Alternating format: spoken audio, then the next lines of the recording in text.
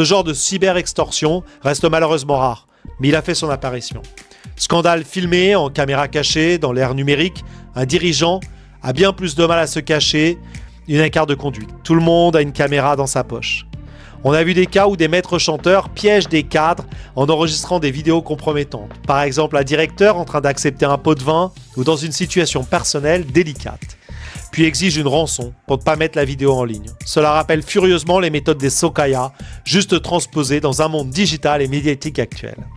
Usurpation d'identité et harcèlement en ligne, d'anciens Sokaya se sont peut-être recyclés dans des activités de cyberharcèlement rémunéré.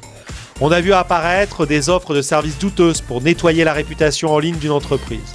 Souvent, la même entité crée d'un côté le problème, diffamation sous pseudonyme, et propose ensuite, moyennant finance, de la résoudre en supprimant les contenus gênants.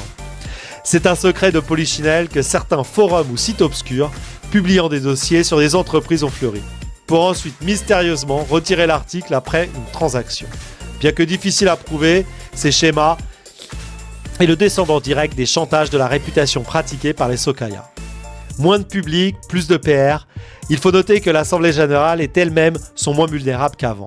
Elles sont souvent diffusées en streaming, encadrées par des huissiers, et les questions des actionnaires font l'objet de règles précises. Un agitateur isolé a peu de chances de voir prendre un otage en Assemblée nationale entière aujourd'hui.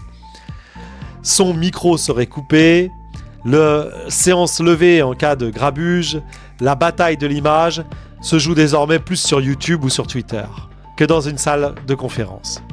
Les entreprises japonaises l'ont compris et investissent beaucoup dans la communication proactive pour éviter que des fausses rumeurs n'enflamment le web.